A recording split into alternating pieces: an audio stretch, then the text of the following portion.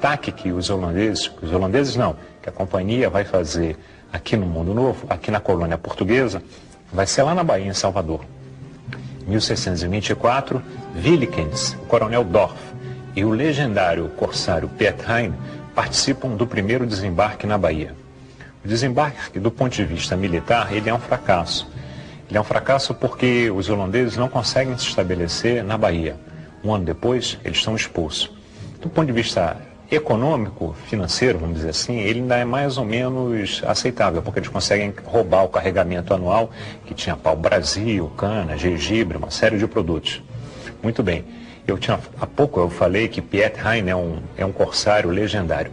O que é um corsário? O que marca a diferença de um corsário para um pirata? O pirata é aquele que faz um ataque, faz um roubo, ataca um barco e pega o ganho para si. O corsário, em geral, ele tem alguém financiando ele. Na verdade, tudo aquilo que ele roubar, ele vai depois entregar para uma terceira pessoa. E no caso do Piet Hein, o que ele faz? O Piet Hein, eu acho até que ele é um dos maiores inimigos da frota espanhola ao longo da história. Em 28, ele volta para um novo mundo e ele vai fazer um ataque fantástico. Ele vai roubar todo o carregamento anual de prata dos espanhóis. Tá? Os espanhóis, por uma questão de segurança, os portugueses faziam a mesma coisa no Brasil. Eles embarcavam tudo em todos os navios que eles tinham e a frota, ela navegava junto em direção ao Novo Mundo. E por que eles faziam isso? Que era uma maneira mais prática de você defender contra os perigos que existiam no alto mar. E principalmente contra os perigos que existiam no norte da África. Em geral, esses carregamentos que vinham do Novo Mundo, quando eles se aproximavam do norte da África, a pirataria comia solta. Tinha pirata morisco que vinha de Argel, tinha pirata que vinha do Marrocos, muitos até nem eram piratas, eram corsários. Mas, muito bem, e Piet Hein, ele consegue roubar o carregamento anual de prata e ele ganha tanto dinheiro, que diz a lenda que ele teria chegado no porto de Roterdã com uma vela de seda. Isso é um exemplo, uma lenda que mostra o exemplo da quantidade de dinheiro que ele levou para a companhia. E é com esse dinheiro que é roubado dos espanhóis que essa companhia vai promover o ataque a Pernambuco. Muito bem, então eles vão desembarcar aqui e vão ficar durante 24 anos em Pernambuco. E interessante que a gente hoje em dia, por conta até da decadência do setor do açúcar no Brasil, a gente não tem muito claro a dimensão do que foi a riqueza produzida nesses 100 primeiros anos, nesses 150 primeiros anos, vamos melhor dizer, da produção de açúcar no nosso país. Mas a quantidade de dinheiro que isso gerava era uma coisa fabulosa. O açúcar, aí na transição do século XV, XVI, quem tinha açúcar em casa, quem tinha dinheiro para comprar açúcar, tá? Eram apenas as pessoas que tinham um determinado poder aquisitivo. Só para você ter uma ideia, o açúcar, os ricos burgueses, quando recebiam em suas casas, se você fosse convidado para ir na casa de um rico burguês para um jantar e ele tivesse muito dinheiro, ele salpicava o prato de açúcar para mostrar status. Na Idade Média, por exemplo, uma jovem engenheirada, quando casava, era comum de se dar açúcar como dote. Muito bem, é isso que vai atrair os pernambucanos. Agora, existe toda uma lenda, existe toda uma história que não se comprova historicamente, que teria sido a comunidade judaica de Amsterdã que teria empurrado a companhia no sentido de tomar conta do Brasil. Por que existe essa lenda? Porque os judeus eles foram expulsos da Península Ibérica em 1492. Estou falando de Espanha inicialmente. Lá eles tinham vivido durante muito tempo, na época que os muçulmanos invadiram a península, eles viviam de maneira muito bem integrada. Viviam cristãos, muçulmanos e judeus. Não havia nenhum problema. A comunidade judaica era de tamanha confiança, tá, que inclusive as autoridades judaicas eles tinham o direito de recolher impostos dentro da comunidade. Tal era o grau de confiança, de integração desse setor dessa religião na Espanha muçulmana. Muito bem, em 1492 os muçulmanos são expulsos, os reis católicos eles entram num certo clima de fanatismo, os judeus vão ser expulsos da Espanha, uma parte desses judeus vai para Portugal, depois ela vai acabar sendo expulsa também. E o que vai acabar acontecendo é que você vai ter comunidades judaicas em que partes do mundo? Você vai ter na França, você vai ter na Holanda e você vai ter no norte da África.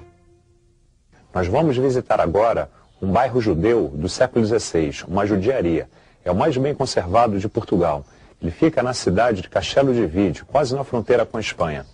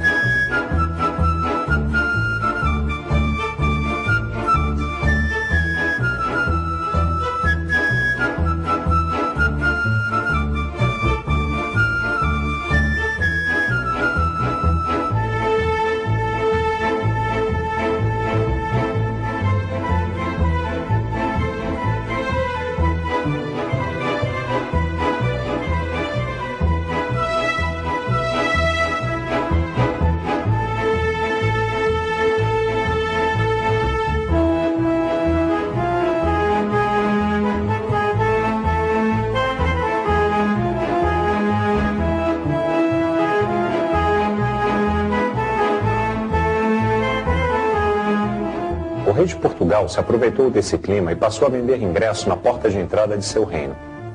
Isso fez com que os judeus pobres não pudessem entrar em Portugal. Mesmo assim, o clima aqui era bem parecido com o clima lá em Espanha. Então, esses que não conseguiram entrar em Portugal foram em direção a outros países da Europa ou então para o norte da África.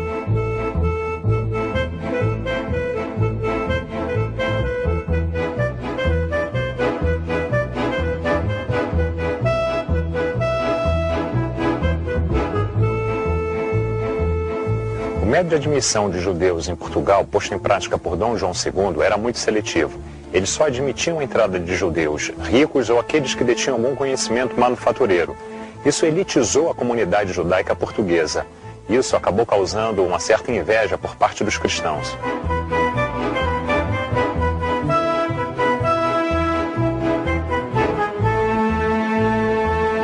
A partir de 1470, todos os judeus de Portugal foram obrigados a se converter ao catolicismo. Os cristãos novos, uma nova camada social, também continuou sendo vítima de perseguições. Existia uma lei, a Lei de Estatuto de Pureza do Sangue, que impunha uma série de limitações aos membros dessa nova comunidade.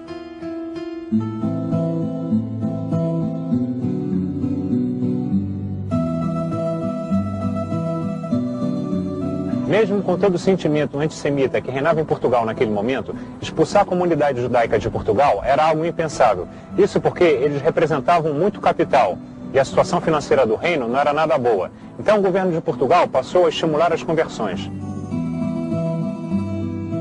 Muito bem. Acontece que a comunidade judaica que sai de Portugal e vai para a Holanda, ela é profundamente lusofônica, ela é profundamente ligada aos valores culturais portugueses. Ela vai continuar lá em Amsterdã, falando português, comendo a comida portuguesa, se comportando como se nada tivesse acontecido. Portanto, passaram a dizer que teriam sido esses judeus que teriam estimulado a vinda da companhia em direção ao Brasil. Mas isso, na verdade, historicamente não se comprova, porque a Companhia das Índias Ocidentais, ela era o que nós hoje consideramos de uma sociedade anônima.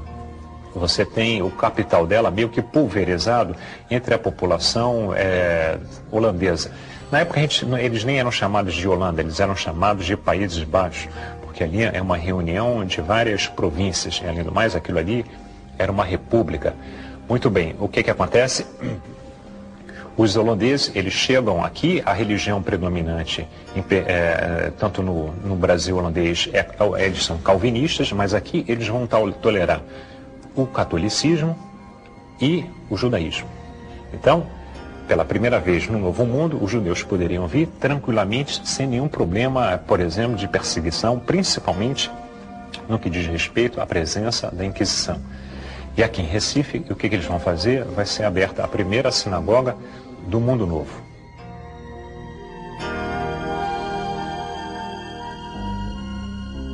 Não só você vai ter duas sinagogas em Pernambuco, como você vai ter também o primeiro cemitério israelita do Mundo Novo, das Américas. Uma das sinagogas ainda existe. Enquanto, principalmente, o Nassau estiver aqui, essa comunidade ela vai viver muito bem.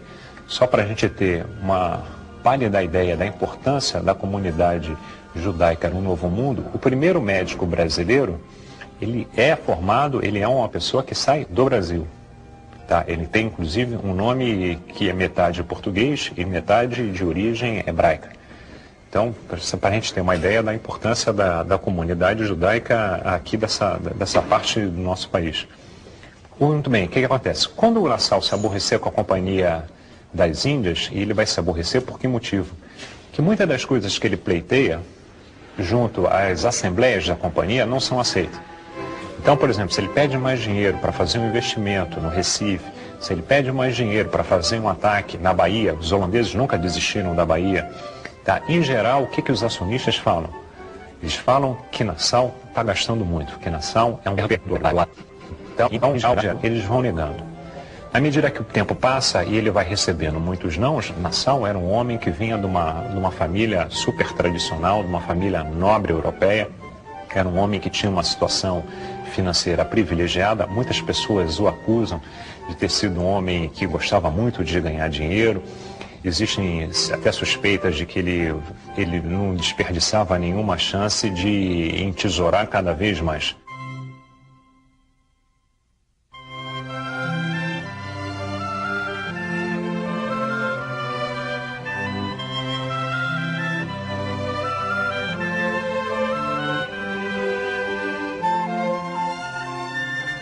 Aqui nessa casa morou o grande Maurício de Nassau. Ele foi um dos maiores estadistas da história do Brasil. E por quê? Nassau era apenas um empregado da Companhia de Comércio Holandesa, só que governou o Recife como um grande estadista. Exemplo, uma vez ele resolveu que deveria ser construída uma ponte. É a ponte que hoje leva o seu nome lá no Recife. A companhia foi contra. O que resolveu fazer Maurício? Pagou do próprio bolso aquilo que considerou melhor para a coletividade. Quando ele vai embora, o que acontece? Primeiro que existe um forte impacto aqui na comunidade, vamos dizer assim, pernambucana. A comunidade é até um pouco mais ampla do que Pernambuco, Brasil holandês. A comunidade local, ela fica assustada, estremecida com a possibilidade de Nassau ir embora. E o que acontece? Os índios mandam uma delegação e pedem para que Nassau fique. Os portugueses que aqui moravam mandam oferecer uma determinada comissão a Nassau para que ele continue. E a comunidade judaica manda oferecer também uma determinada quantidade de dinheiro para que ele mude de ideia. E o que acaba acontecendo é que o Nassau, ele resolve ir embora e ele vai embora. Muito bem, só que ele vai embora, mas o Brasil holandês, ele segue existindo, ele vai existir até 1654. Um pouco antes da chegada dos portugueses, da volta dos portugueses, a comunidade judaica, quando eu estou falando da comunidade judaica lusofônica, eu estou falando de judeus aqui no Brasil holandês, estou falando também de judeus lá de Amsterdã. Eles sentem que a situação pode se deteriorar aqui, e a partir de Amsterdã, existe um rabino de origem portuguesa que entra em contato, por exemplo, com o protetor da Inglaterra. Estou falando de Oliver Cromwell. Ele estabelece uma correspondência aventando a possibilidade da volta da comunidade judaica para Londres, para a Inglaterra. Tá? Cromwell, que era um homem